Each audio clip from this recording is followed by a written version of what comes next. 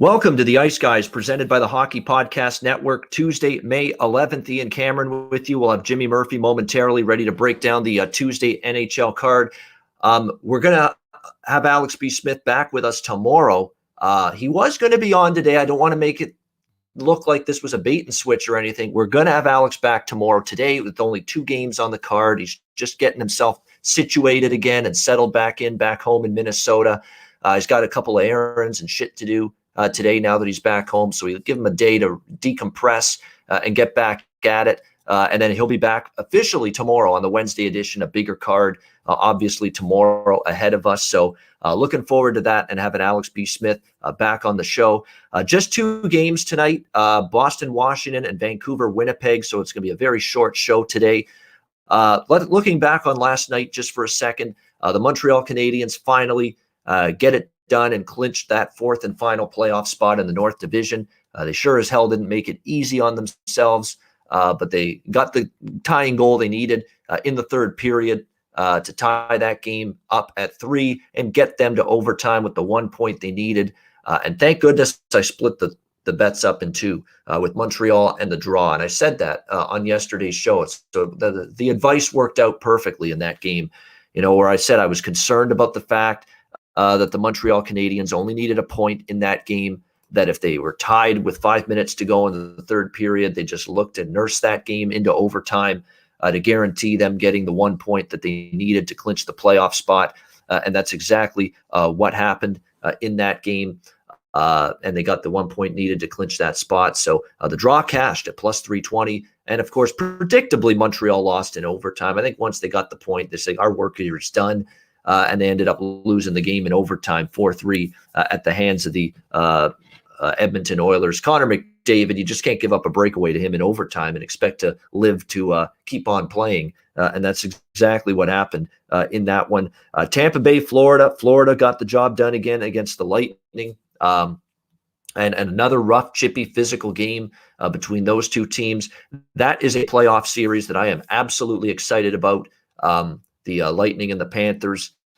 It's going to be probably a lot of fun playoff hockey. Excited to see how it pans out. But Florida definitely, and I kind of mentioned that as well yesterday, that Florida might be taking those 2 Tampa Bay games prior to the first round series beginning, a little bit more of a statement games, if you will. Tampa Bay is the team that's had the success at playoff time. Tampa Bay is the team that's won a Stanley Cup. If you're the Florida Panthers, you're looking at it as 2 games where you're trying to put your foot down and show Tampa Bay that we're going to be a thorn in your backside, in that first round playoff series. And they kind of have had that spirit and that kind of effort going for them in those games. Vegas and Colorado. Colorado pulls out a 2-1 win. It has to be said, though, this screw up of epic proportions by the Vegas Golden Knights, where because of cap violation coming into play, salary cap violations coming into play, they could only put in 10 forwards last night and 5 defensemen in that game against the Colorado Avalanche. Really was unbelievable they could allow something like that to happen this late in the season, especially a big game like that. And despite, having a little bit of a shorthanded roster and lineup at their disposal against Colorado last night, I thought they battled very, very well. In fact, Philip Grubauer makes a couple of saves there down the stretch of that game, and it could have been a different result for the Vegas Golden Knights. But the Avalanche take advantage, and now we still have ourselves a race for first in that division. Vegas has not salted it away yet. They only have 1 game remaining. It's tomorrow night against the San Jose Sharks, and Colorado gets to play LA a couple more times. So all of a sudden, there's still something to be determined and decided in terms of that race for first place in the West Division. A couple of other interesting results last night in NHL action. Obviously, the Winnipeg Jets continue to struggle. They lose again to the Vancouver Canucks. They're playing again tonight. So, at this point, you got to just ask yourself, what on earth's going on with the Winnipeg Jets? Can they get this thing turned around? We'll see if they can here tonight against the Canucks in the rematch. But definitely, they're not playing good hockey at this point in time. All right, let's turn our attention now to Tuesday. And by the way, before actually we get to tonight's card, We will mention that in terms of the Stanley Cup playoffs, we now know 4 of the first round's matchups that will be taking place. We know the East Division matchups. Of course, we've known the Central Division now for a few days. We know it's Carolina against Nashville. We know it's Tampa Bay versus Florida. Oh, by the way, Pekka Rinne, congratulations on your win last night. It was obviously Nashville thinks dearly of that guy as a person, as a teammate. You could tell with the effort they gave for Pekka Rinne last night in what probably is his final start, unless something happens to Saros in the playoffs from an injury standpoint. That's the only way Pekka Rinne is getting in the net at playoff time for Nashville. But assuming Saros stays healthy, it's probably the last time we've seen Pekka Rinne start a game in net for the Nashville Predators. And it could be the last time we've seen him start a game in net in the NHL. Retirement is not completely out of the question for Pekka Rinne in the offseason. But great effort by the Nashville Predators last night. You could tell they really rallied the troops, try to get him that victory. And overall, even though it's been, the last 3 to 5 years for Pekka Rinne have been riddled with injuries, riddled with struggles, riddled with consistency problems, you still have to step back, and look at the grand scope and the big picture of his overall NHL career, and you'll see that it's been pretty damn good that he's been playing this long. Again, got to the Stanley Cup final 1 year for the Nashville Predators, where they lost against the Pittsburgh Penguins just a few years ago. It has still been an overall very, very good NHL career for Pekka Rinne as a goaltender in this league. So hats off to him. Whatever happens next year and beyond, but definitely could have seen him for the very last time in the Nashville Predators jersey last night, if not for the entire NHL. So something to watch out for in the offseason for sure. All right, let's turn our attention now to today's card. It's only 2 games on the board. We'll start with the Boston Bruins taking on the Washington Capitals. We've got a huge move on the Washington Capitals in this game. They've gone up all the way to around minus 155. This was around even money at one point, and now we're seeing Washington minus 155 to minus 160 in this game as home favorites. The total 6. It's been bet down to 5.5. This has been a huge move, not only on Washington, but on the under, because the total was 6 when it opened, and it's now 5.5, shaded to the under here in this game. And the reason is very simple. Boston's not playing anybody of significance in this game. Bruce Cassidy already ruling out the majority of his regulars, the majority of his impact players, all of them being rested. No Patrice Bergeron, no David Pastrnak, no David Krejci, no Taylor Hall, no Craig Smith, no Sean Kuraly, no Tuukka Rask, no Charlie McAvoy, no Matt Grzelcyk, no Mike Riley, no Brandon Carlo, no Jeremy Lauzon, no Kevin Miller, and of course Charlie Coyle's still injured, so he's not playing. I mean, it is basically, we're taking a powder, essentially. That's basically the message from Bruce Cassidy with what he's going to put out there on the ice. He's going to give all these AHL call-ups and all of these taxi squad players ice time and opportunity to play tonight in this game against the Washington Capitals. So the problem is now, if you haven't bet Washington yet, it's hard to get there now at the price. You've missed the good number. You missed the good price. If you got minus 110 to minus 120, on the Washington side, I could see it. But I'm still not laying now this price with Washington now, minus 160. I understand it, all of the absences for Boston, but look, you still have players that are out there that are going to want to show the coaching staff what they can do. It's almost like an audition, for a lot of these players that are going to be in the lineup and on the ice tonight for the Bruins. And it's not like Washington's been setting the world on fire with their play in recent games. And they've still got a bunch of guys going into this matchup tonight against the Bruins that are not going to be suiting up and not going to be on the ice for them. Ovechkin, Karlsson, Kuznetsov, Oshie, all of them going to be out. Samsonov's not coming back. Now, it looks like, unlike Bruce Cassidy, Peter Laviolette is taking the approach of, we'll keep some of our guys out, but we'll at least have a few anyway of our impact players and our top 6 forwards and our top blue liners in there. It looks like Backstrom, Wilson, Mantha, still going to be in tonight for the Capitals. Schultz is going to draw in on the blue line for Washington tonight. So, they're still going to have a somewhat, somewhat complete lineup, although it's not fully complete, obviously. But definitely at least Washington's still going to have a few of their regulars in there. Boston's virtually nobody going into this game. Jeremy Swayman, the goalie for Boston. Vitek Vanacek in net tonight for the Capitals. That's just a game I want no part of, really, from a betting standpoint. I mean, if you got on Washington early, good on you. But now at minus 160, the adjustment's been made. I mean, to the Boston situation that everybody's being rested. So I can't lay minus 160. It's not like what this game means anything to Washington either. So I wouldn't want to lay this big of a number with them now. People that bet the under, it probably makes sense that you could still maybe get in on that at 5.5. I mean, it's just one of those games. It's like, don't put anything at risk. Don't show a whole lot. Get it over with, and let's get into the playoffs at this point. So the under taking the vast amount of money that it has from 6 down to 5.5, and now it's 5.5, like minus 130, minus 135. You can understand why the under's been a very, very heavily bet proposition when it comes to this game, the Bruins and the Capitals. We've got Jimmy Murphy now with us. Jimmy, welcome in. I heard you talking to Taylor Hall in the post game last night. We're asking him a good question about the Buffalo experience. That was a good question, actually. And what's changed? Because clearly something has changed, because this looks like a completely different human being and a completely different hockey player right now in a Boston Bruins jersey. A good question there. A good response too from Taylor. He was very, very insightful about the differences and what's really gone on in Buffalo and the differences here now in Boston. So good stuff there. You can talk about that as well as this game tonight.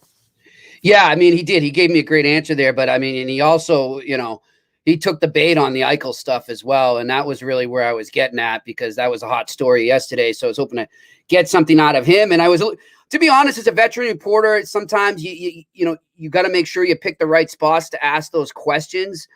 And I was like, look, is it really the right spot post game? But screw it. I mean, we don't have much chance to talk to these guys anymore. We're not in the locker rooms. We can't go up to them sitting in their stall there and get a one-on-one with them and hang out with them and just shoot the shit. So it's sometimes you got to ask those questions in a post game. And given that, hey, they're locked up, the playoffs are done, what else are we going to talk about at this point? So I thought it was a good opportunity to get that. And he gave me a great answer. So really interesting too. Like that whole thing with Eichel is just what a mess. What a mess. It's I know we talked about it yesterday, but I mean, to hear his former teammate go to bat for him against the organization, it's just, it's pouring more gasoline on the fire up there in Buffalo. 100%. So we'll see what happens there. But as far as this game, Ian, yeah, I mean, I don't know. Like, I'm looking at it. It was interesting too. Like, I'm looking at Bovada right now, Ian, and these morons at Bovada, they've still got all those regulars in the goal and assists and point props for the Bruins. I mean, like, are they paying attention?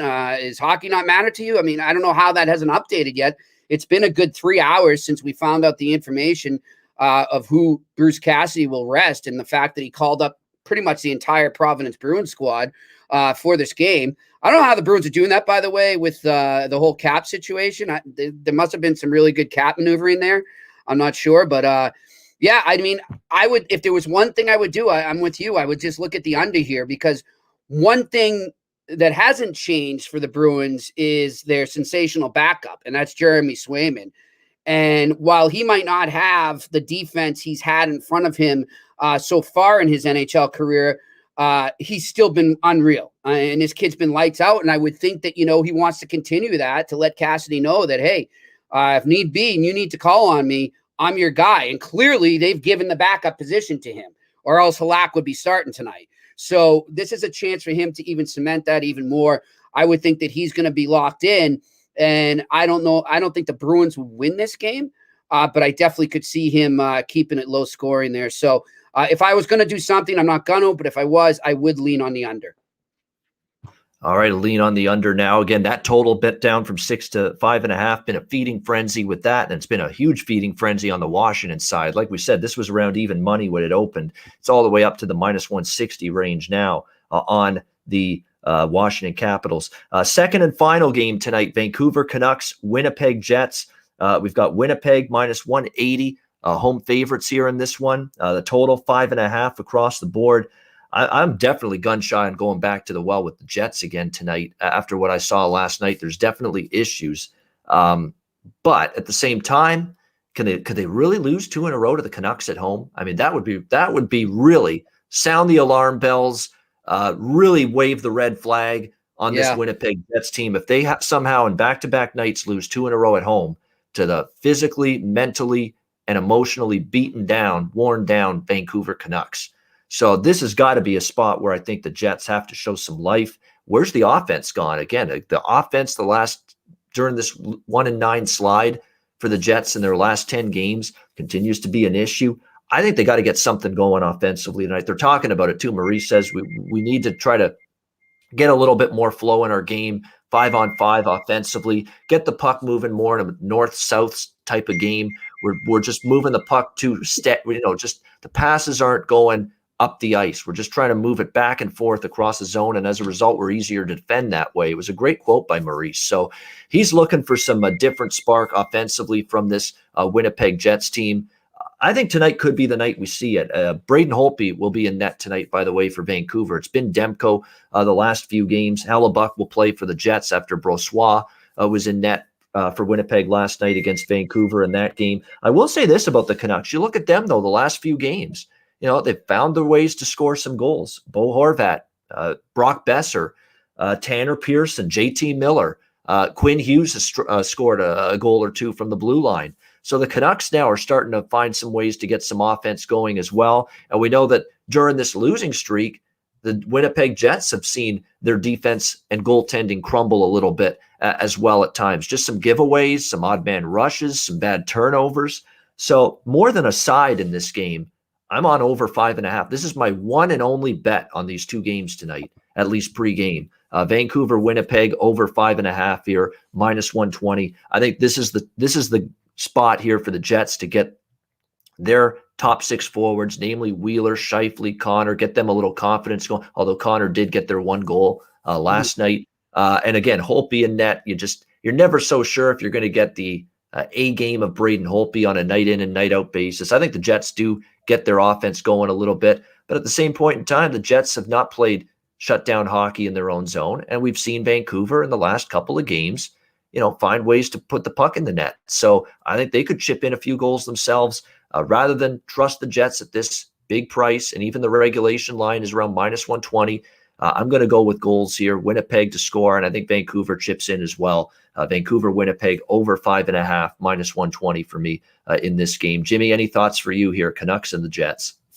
Yeah, this is the one game too. I'm going to have a play on this as well, and I'm with you. I think the Jets have to do this. I mean, just for their own self-confidence going into the playoffs and just understanding where they are. Can we still do this? Put this whole last few weeks behind them. I mean, it had to be mentally draining on them. Obviously, everything is these days with the way the season was constructed. But so when you go in a free fall like that, your confidence is just shot. And I think more than anything, it's a mental thing that they need this win right now. And that's why I think they're going to treat this, even though it's the Vancouver Canucks, they got to treat this like a playoff game, I think. And I like Jimmy Puckline for this. So give me the Jets -1.5. All right, there we go. Jimmy Puckline coming out here for this Jets versus Canucks game for Jimmy Murphy. Looking at the Winnipeg Jets here on the puck line. You can get that currently at -1.5, -1.5 plus 135 on that puck line. Jimmy liking the Jets puck line. I'm on over 5.5 in terms of the total here in this game. That's it. We've got just the two games tonight. Tomorrow will be a little bit more little more meat on the bone. Tomorrow on the Wednesday edition of the show, we'll have 5 games on tap. Again, be careful with these games. It's always motivation. Who's in, who's out, what are coaches looking to do in these, last few remaining games. And look, surprisingly, we know that the Stanley Cup playoffs, we heard last night from the NHL, they're going to begin on Saturday. At least they will in the Boston-Washington series. Game 1 will be Saturday night in D.C. With the Bruins and the Capitals. Saturday night hockey, that's the official first game of the Stanley Cup playoffs. I'm sure we'll hear schedule announced. You ever seen it before? Have you ever seen them announce just one game? Usually it's just all together. They'll release it. And that was quick. That was faster than I've ever seen. I mean, that thing literally, I was sitting there, trying to do up a post game on Andre Kasha getting hurt. And I get the email. And I'm like, it's like 3 minutes after the game ended. They had that thing ready to go. And clearly they're banking on that series to be the ratings one for them with the Washington Capitals and the Boston Bruins, Washington, D.C. area and Boston being two huge TV markets. So clearly NBC and NHL wanting to lock that time in right away. Exactly. And again, because of the fact that they got the Preakness horse racing on right before that, that's what why you said it's that the other day. 7:15. Yep. Yeah, and it's 7:15 p.m. Eastern. They wanted to have a hockey game, hopefully a playoff game for Saturday night, that window following the horse racing. It's been that way for years with the Kentucky Derby and the Preakness Stakes and the Belmont Stakes. When NBC shows the Triple Crown, they've had an NHL Stanley Cup playoff game right after it at 7:15 Eastern, and they're doing that again here Saturday, Bruins Capitals game 1. One thing I would say, and I don't know if you saw, I wrote it there to our viewers here in the chat room there. Get on Ottawa Senators tomorrow. Get on that right now, because that is going to change drastically. You can still get them right now at plus 185. I hit the reg. I'm looking at a, let's see, what did I get it at? Plus 260 right now. The Toronto Maple Leafs are going to bring up not the Toronto Marlies. They might bring up like the junior A team from Scarborough to play tomorrow. Who knows? But I'm telling you, they're going to rest everybody. And the Senators, we know, are a potent team. Those guys have proven that they're playing towards next year and trying to make impressions and really build confidence towards what they can be next year. They know the future's bright. They want nothing more than to finish this season with a win and go into the summer, with that as their memory of this season. So I would get on that ASAP if I was you. Yeah, there's definitely some doubt about what Toronto's bringing to the party here. These last 2 games, they have Ottawa Wednesday night and Winnipeg on Friday night, both on the road. Definitely, and if you don't, Ottawa can hang. You know that. Now they did have a stink bomb for the first time in a while against Calgary on Sunday night, but I don't hold that against them. No. They've still been pretty well. They had one bad game, a back-to-back on the road, 6-1. Calgary beat them. And Calgary still had an inkling of playoff. Oh, by the way, Calgary's right back to Fade City in my mind as well. These last couple, even though they're playing Vancouver, Vancouver might actually beat them. The way Calgary's been playing. So keep an eye on that. But again, all these situations, if you can snip them out before they are announced, like a Sheldon Keefe maybe saying Austin Matthews is out, Marner's out, Tavares is out, and all these different guys are out before they happen, you can get on those prices before the rest of the market does. Like with Washington, if somehow you maybe could latch on to Bruce Cassidy doing what he was going to do tonight, rest everybody before everybody else did, you could have got like plus 100 or even money on the Capitals tonight instead of minus 160, which is where it is now. It's been a feeding frenzy. Yeah, I'll tell you. And I mean, I wish I wasn't so busy at the end of that game last night, writing and dealing with the press, because I didn't even realize, and, it's just my fault. I should be paying more attention. But the whole thing with Vegas was insane. Like, how is that not a bigger story today? That how does the organization allow that to happen, especially at such a critical juncture and critical game? We're now the second, third to last game, whatever. How are you having cap issues right now? How have you not mastered this whole scenario better that it comes to the point where you can't even man a full team? Like, and to credit to them, man. Wow. I probably would have lost because I would have jumped all over the puck line looking at that lineup, but credit to them for hanging in that game. But still, how is that not a bigger story today? I'm not seeing much about it anywhere online. Yeah, I mean, everybody's just saying, "Oh well, they just had a little bit of a short-handed lineup." Oh, well, you're first in the 10 division. forwards and 5D. Come on, that's a big deal. You're short 2 forwards and you're short 1D in a big-time game against a team you're trying to put away and clinch a division. I mean, a capologist should be losing his job right now. Yeah, they should fire him on the spot or something. I mean, they got to punt. He's got to be better than that. Not a prize. Hey, if this happens and you don't make a move here and there in the next couple of days, you could have to play this game shorthanded, short 2 forwards and short 1 defenseman. And that's exactly what ended up happening last night against Colorado. So, that was stunning to me. It's hard to believe. I mean, that the organization would not be get in front of that before it got to that point. Right. Like I'm saying, I haven't looked at what they did exactly. Right. But, I'm guessing that the Bruins, at least last week, if not earlier, started looking at these games right now. All right, there's going to come a point next week where we want to rest everybody, whether it's Monday against the Islanders or Tuesday against the Capitals. Mr. Capologist, you need to get to work right now and figure out how we're going to pull this one off and maneuver it, because it's a lot of work. And it seems like maybe they just didn't think to do that ahead of time. I mean, they had to know that was coming. Maybe they just thought they were going to be able to pull it off. And then at the last minute, they're like, uh-oh. I mean, that was a big gaffe. Yeah, it was a huge gaffe. Yeah, it absolutely was, especially given the gravity of the game last night. I mean, that's a team you're trying to put away, clinch the division. Now, all of a sudden, you got to maybe go out there and beat San Jose because you got Colorado finishing the season with 2 home games against LA. And LA put a lot into the game last night to win their home finale, and they still lost in overtime to St. Louis. So, that's 2 winnable games for the Colorado Avalanche, especially with McKinnon back. So it puts stress now on the Golden Knights to finish the deal against San Jose, a loosey-goosey San Jose Sharks team tomorrow night. I think maybe they, they counted their eggs before they hatched there kind of thing. They thought they had that kind of wrapped. I don't know why they would. Mathematically, they didn't, but maybe they just got a little cocky there and thought they, we're going to have it wrapped up by then. And they didn't think to plan, but man, that was something. And they looked like a team too. Peter DeBoer in particular in his press conference, I saw he basically stormed off and wasn't very happy with the negative questioning, considering they were, little negative question. But at the same time, look, he's probably upset too that costed or helped cost his team a win. That's whole scenario. But if they win the game, it's not even a mention. He's happy. He'll answer every question. But no, we lost the game. We had the screw up, and now he wants no part of any how is that the media's fault? Yeah. What did the media do to you? We're just asking legit questions here. I hate when coaches do that. Like, suck it up, you jerk. You're getting paid enough. Don't walk off like a little baby having a temper tantrum. It was pathetic. There you go. Exactly. Treat the media with respect. And that's Jimmy sticking up for his comrades and his colleagues as he should. Exactly. You got to keep the band together with Joe Haggerty and everybody else covering media, not just the Bruins I'm talking about, but, across the board. Your Mike Zeisbergers and everybody. I won't defend news reporters and politics and all that because they're a bunch of assholes, all of them, no matter what side you're on. That's why I'm in sports. I don't need to deal with that. Yeah, exactly. So, it was just all of a sudden, all Colorado alive again for first place in the division. And by the way, one last nugget about the Leafs, since Jimmy brought up like an Ottawa in that game tomorrow night.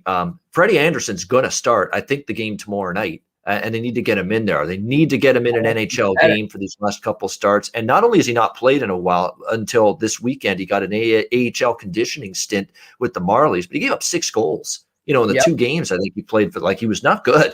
He was not good in the games. So not only has he been out for a while, and now he's going to play in an NHL game. But if he's going to start Wednesday night for the Leafs, which it sounds like he will, against the Ottawa Senators, this is a guy that didn't look good in the 2 AHL conditioning appearances that he had for the Toronto Marlies against Manitoba Moose over the weekend. So, I mean, it's dicey now if what you're going to get from Freddie Anderson. He's got to go to back, and it's going to be a nightmare in Palladium Drive in Ottawa for the Toronto Maple Leafs. It very well could. So keep an eye on that. We'll talk more about that, obviously. Yeah, we'll talk more about that, obviously, tomorrow on the show. But definitely some things to keep an watch out for if you're looking at that Leafs-Senators game on Wednesday night. No question about that. And I think if you're Sheldon Keefe, I think it's already been determined, but I think you're rolling with Jack Campbell game 1, Stanley Cup playoffs. I think there's no doubt in my mind about that now. You pretty much have to. Unless, again, if he struggles in the playoffs, that's one thing. If he gets hurt, that's another thing. But, you've got to get in that first game right now, Jack Campbell. Who the Habs rolling with, Ian? Probably Montreal. Well, who are the Canadians rolling with between the pipes? Yeah, exactly. Where's Carey Price? You put him back ready? In? Yeah, it's obviously Jake Allen's net if Carey Price doesn't play. But is Carey Price going to be ready for a game 1 against? Even if he's ready, I don't put him in if he's ready. Because he's not ready. So what? He's medically cleared. The guy hasn't played in how long, and you're going to throw him into game 1 of the playoffs? Yeah, Price and Anderson are like how horrible he was when he was healthy. Yeah, I would roll with Jake Allen. I really would. Sorry, Carey. No offense, but you're overrated and you're hurt. Yep, I think Price and Anderson, they're in the same boat. If I were GM or coach of these 2 teams, Toronto and Montreal, I'd be going Campbell, Allen as your 2 goalies on these respective sides going into that game 1 of that playoff series. No question about that. All right, awesome. Awesome stuff. We got through the 2 games on Tuesday. Tomorrow's going to be a fun show. Alex will be back. Jimmy will be along. Might even have a special guest as well. A friend of mine on the show tomorrow who's just a newbie NHL better. So it's to give you a perspective of someone that's just getting into it a little bit more. So looking forward to that on Wednesday. You actually were supposed to be one of our weekend guests because we've had a lot of weekend guests, but changed it to this during the week because initially it was like there's not going to be any games on Saturday. So that's why we moved it to Wednesday, but we should have a special guest tomorrow, and we should have Alex B. Smith back tomorrow. And like I say, we're looking forward to having him back on the show on a regular basis. And once he's back tomorrow, the next 2 days, guys, we're going to put our heads together, me, Jimmy, and Alex, and we're going to nail down some days for these live bet casts. Yep. No question about that, because we're looking forward to that. We're going to do at least one a week throughout the playoffs. Might even try to do 2 a week on occasion as well, twice a week, depending on availability. And like I said, these betcasts are not just going to be us on here talking live betting and watching the games and giving our thoughts and opinions. We're going to invite our loyal viewers and fans and listeners on the show. Anyone that's around and watching the games, wants to join the show, wants to take part. I'll have my big beer mug in hand. You know that. I'll be drinking it up here on these live betcasts. It is, and yes, Terry Edelman, yes, I will grant you your wish, my friend. If we're on for a live betcast on a night where the Minnesota Wild are in the playoffs and playing a playoff game, we will bring you in. Absolutely. That's definitely, we will actually be so courteous as to if we're on with a betcast on a night that the Wild are playing, we will ensure you get one of the invites. 100%. We have to have a Terry Edelman sighting. We got to see him just go batshit crazy, on a bad penalty call against the Minnesota Wild, or maybe a disallowed goal on the Minnesota Wild that should have been counted as a goal. We got to see Terry Edelman just spaz out and go ballistic and kick the shit out of his pillows and his couch and throw a remote across the room and scream and yell and throw a laptop out the window, whatever the case may be. Whatever you do, it is to get pissed off as a fan. We need to see it live on the air on YouTube. And Friday, I'm going to give you guys my my upset pick of the playoffs for the first round, because I'm eyeing one right now that I really think can happen. All right. Well, there you go. Spoiler alert. Yeah, Friday we're going to do kind of a playoff preview. So this is weird. Hopefully we're going to figure out how the hell we're going to do it, because we got playoff series starting Saturday. I think the Penguins and the Islanders will be starting probably Sunday or Monday, not long after that. You're going to still have some regular season games, mostly in the North Division finishing off. So it's going to be a weird dynamic here in the NHL in terms of daily schedules for the next 7 to 10 days. But we'll get through it. And like I say, we'll still have coverage of every game moving forward, regular season and playoffs. Great stuff. Best bets in just a second. Before we get to it, DraftKings, download the app, sign up for an account, use the promo code THPN. Great time of year with NHL and NBA playoffs almost here, MLB on a daily basis. Great time of year to download that DraftKings app. Sign up for an account. When you do, you'll get a deposit bonus, weekly specials, and incentives. Download the DraftKings Sportsbook app. Sign up for an account. Use that promo code THPN. All right, best bets. I'm going to start with mine because it's the only bet I've made, so it's got to be the best bet. And it actually is, I think, a good enough bet to make it a best bet. Vancouver, Winnipeg, over 5.5, minus 120. That'll be my best bet. Canucks Jets over the total. Jimmy Murphy, what do you like for best bet tonight? I mean, I've only got one bet, so I'll just go with that as well. So Jimmy Puckline on the Winnipeg Jets. There you go. Jimmy Puckline, Winnipeg Jets, minus 1.5, plus 135.